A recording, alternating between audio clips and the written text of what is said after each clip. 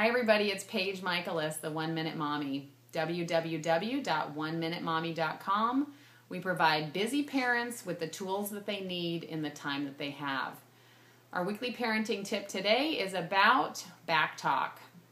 And backtalk is one of those situations and those behavioral issues that pushes the buttons of 99.9% of parents out there. And the reason for that oftentimes is because that's how we were raised, that it was just not okay to backtalk to anybody.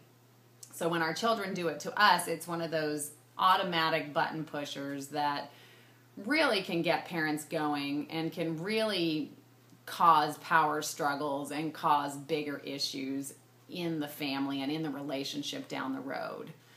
So what I want to talk to you about today is just how can you get less backtalk, more peace and harmony, more mutual respect going on between you and your child. And so the 4 things that I'm going to mention will really help you to be able to do that. So let's say that your child, you see them in the kitchen and you end up yelling at them from across the room, "Hey, I need you to pick up your shoes before you go out to play soccer today." And they turn around and they say to you, "Why don't you do it? I'm not doing that." Ooh, what's our first reaction, right? Like I mentioned earlier, our first reaction is typically to just get back on them. "Hey, what do you think who do you think you're talking to?" That kind of thing. But I'm telling you here and now that that does not work. And most of you probably already know that it doesn't work, because otherwise you wouldn't be watching this video.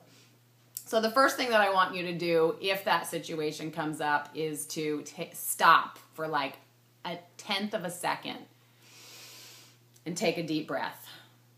Just kind of steel yourself a little bit against that automatic reaction, because you know it's a button pusher, but you don't want to go back on the attack right away. Okay, so if you can take that deep breath, that's going to go a long way.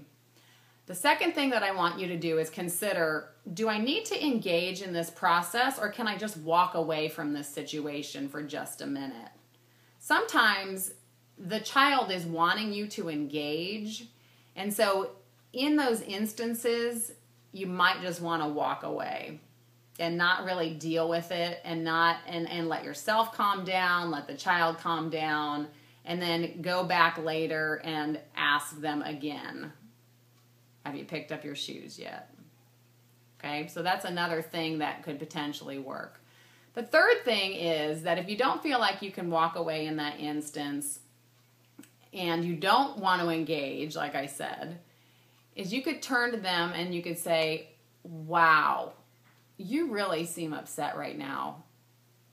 And when you talk to me like that, I get really angry. So I'm going to just take 2 minutes and walk over here for a second and take 2 minutes to calm down. And I suggest that you do the same thing. And let's come back together when we're both a little bit more calm." So what does that do?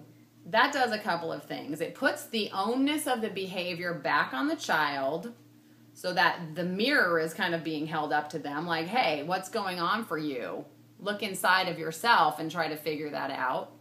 Number 2, it models for them that you're not going to engage and you're not going to start a power struggle. You're going to actually take 5.